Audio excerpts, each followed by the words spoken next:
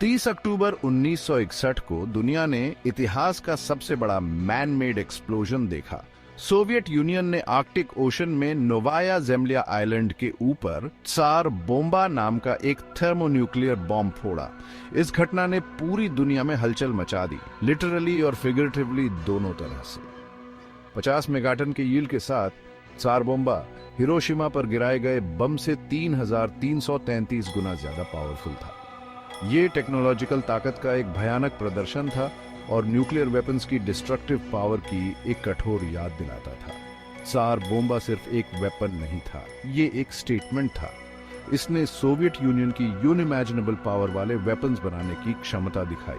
ये detonation cold war के तनाव के समय आया था, जो यूनाइटेड स्टेट्स और उसके एलाइज के खिलाफ एक पावरफुल डिटरेंट के रूप में काम कर रहा था। एक्सप्लोजन से बना मशरूम क्लाउड 40 मील ऊपर उठा, जो सैकड़ों मील तक दिखाई दे रहा था। ब्लास्ट की गर्मी 62 मील की दूरी पर 3rd डिग्री बर्न्स का कारण बन सकती थी। त्सार बोम्बा मानवता के वैज्ञानिक कौशल की डिस्ट्रक्टिव पोटेंशियल का एक भयानक उदाहरण बना हुआ है। त्सार बोम्बा, जिसे ऑफिशियली RDS-220 के नाम से जाना जाता है, एक 3 स्टेज थर्मोन्यूक्लियर वेपन था। ये डिजाइन वर्ल्ड वॉर II में इस्तेमाल किए गए फिशन बॉम्ब्स की तुलना में कहीं अधिक कॉम्प्लेक्स और पावरफुल है। पहला स्टेज एक फिशन बॉम्ब था, जैसा कि हिरोशिमा और नागासाकी पर गिराया गया था। इस फिशन रिएक्शन ने एक ट्रिगर के रूप में काम किया, जिससे दूसरा स्टेज शुरू करने के लिए जरूरी भारी गर्मी और दबाव पैदा हुआ। दूसरे स्टेज में फ्यूजन शामिल था, जहां हाइड्रोजन के आइसोटोप्स को अत्यधिक परिस्थितियों में एक साथ जोड़कर हीलियम बनाया जाता है, जिससे और भी अधिक एनर्जी निकलती है। त्सार बोम्बा का तीसरा स्टेज एक और फिशन रिएक्शन होने वाला था। इस स्टेज में फ्यूजन स्टेज से निकलने वाली एनर्जी का इस्तेमाल और भी यूरेनियम एटम्स को विभाजित करने के लिए किया जाता, जिससे बॉम्ब का यील्ड और भी बढ़ जाता। हालांकि इस स्टेज को फाइनल डिजाइन में शामिल नहीं किया गया था। सोवियत वैज्ञानिकों को डर था कि इतने पावरफुल एक्सप्लोजन से होने वाला फॉलआउट भयावह होगा, जो संभावित रूप से ग्रह के बड़े इलाकों को रेडियो एक्टिव मटीरियल से ढक देगा। तीसरे स्टेज के बिना भी त्सार बोम्बा का यील्ड चौंका देने वाला था। त्सार बोम्बा का डेटोनेशन 30 अक्टूबर 1961 को मास्को समय सुबह 11:32 पर किया गया था। एक स्पेशली मॉडिफाइड 295V बॉम्बर, जिसके बॉम्ब बे डोर्स हटा दिए गए थे और एक बहुत बड़ा पैराशूट लगाया गया था, बॉम्ब को उसके टारगेट तक ले गया। पैराशूट बहुत जरूरी था क्योंकि इसने बॉम्ब के गिरने की स्पीड को धीमा कर दिया और बॉम्बर को डेटोनेशन से पहले एक सुरक्षित दूरी तक उड़ान भरने की अनुमति दी। इन प्रिकॉशंस के बावजूद चालक दल को काफी जोखिम का सामना करना पड़ा। एक्सप्लोजन का शॉकवेव इतना पावरफुल था कि इसने बॉम्बर को लगभग क्रैश कर ही दिया था, जबकि वह 25 मील दूर था। एक्सप्लोजन अपने आप में ऐसा था जैसा पहले कभी नहीं देखा गया था। तेज रोशनी के बाद एक भीषण गर्मी की लहर दौड़ी। मशरूम क्लाउड जल्दी ही 40 मील की ऊंचाई तक पहुंच गया, जिसका कैप 49 मील के व्यास तक फैल गया। सैकड़ों मील दूर खिड़कियां चकनाचूर हो गईं और ब्लास्ट के सेismic शॉक वेव ने पृथ्वी का 3 बार चक्कर लगाया।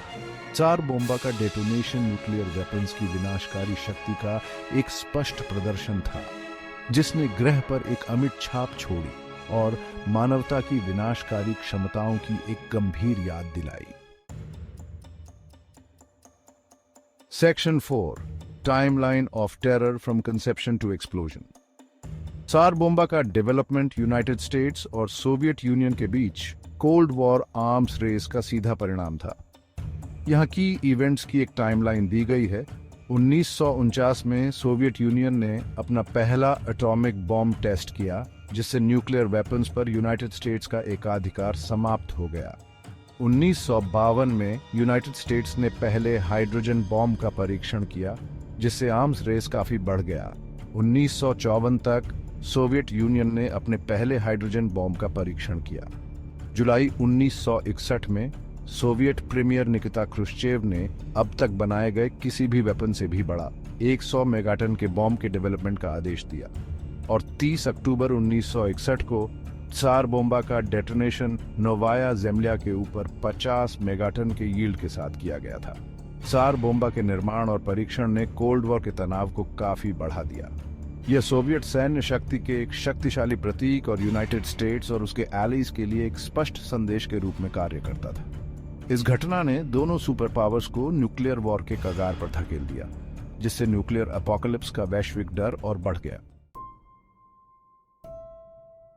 Section 5 the aftermath, global impacts and environmental concerns. Tsar Bomba के डेटोनेशन का तात्कालिक प्रभाव सैकड़ों मील तक महसूस किया गया। इमारतें नष्ट हो गईं, संचार व्यवस्था बाधित हो गई और ब्लास्ट की गर्मी से काफी दूरी पर जलने की घटनाएं हुईं। सौभाग्य से टेस्ट साइट रिमोट था और एक्सप्लोजन के कारण सीधे तौर पर किसी भी व्यक्ति के हताहत होने की जानकारी नहीं है। हालांकि लॉन्ग टर्म एनवायरमेंटल और हेल्थ कॉन्सिक्वेंसेस महत्वपूर्ण थे। त्सार बोम्बा के एक्सप्लोजन ने बड़ी मात्रा में रेडियो एक्टिव मटेरियल को एटमॉस्फेयर में छोड़ दिया। इस फॉलआउट ने टेस्ट साइट और आसपास के क्षेत्रों को दूषित कर दिया, जिससे पौधों, जानवरों और मनुष्यों के स्वास्थ्य को लॉन्ग टर्म खतरा पैदा हो गया। इस घटना ने न्यूक्लियर टेस्टिंग के एनवायरमेंटल इंपैक्ट के बारे में वैश्विक चिंताओं को भी जन्म दिया। त्सार बोम्बा ने एक वेकअप कॉल का काम किया, जिसमें न्यूक्लियर वेपन्स की व्यापक एनवायरमेंटल डैमेज और तत्काल ब्लास्ट जोन से कहीं आगे लॉन्ग लास्टिंग स्वास्थ्य परिणामों की क्षमता पर प्रकाश डाला गया।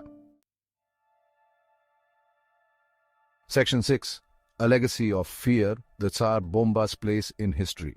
त्सार बोम्बा अब तक का सबसे पावरफुल डेटोनेटेड न्यूक्लियर वेपन बना हुआ है।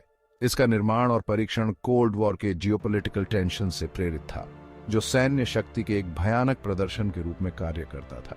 जबकि बॉम्ब का इस्तेमाल कभी युद्ध में नहीं किया गया था, लेकिन इसकी लेगेसी आज भी हमारी दुनिया को आकार दे रही है।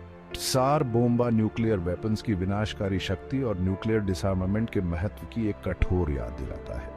इस घटना ने अंतरराष्ट्रीय निंदा को जन्म दिया और अंततः 1963 में लिमिटेड टेस्ट बैन ट्रीटी पर हस्ताक्षर किए गए। यूनाइटेड स्टेट्स, सोवियत यूनियन और यूनाइटेड किंगडम द्वारा हस्ताक्षरित इस संधि ने एटमॉस्फेयर, अंडर वाटर और आउटर स्पेस में न्यूक्लियर वेपन परीक्षणों पर प्रतिबंध लगा दिया। त्सार बोम्बा, एक खतरनाक युग की उपज, ने अंततः दुनिया को न्यूक्लियर वेपन्स पर अधिक नियंत्रण और सीमाओं की ओर धकेलने में भूमिका निभाई। यह हमारे अस्तित्व की अनिश्चितता और न्यूक्लियर एनाइलेशन के खतरे से घिरी दुनिया में संघर्ष से ऊपर शांति का पीछा करने के महत्व की एक भयावह याद दिलाता है।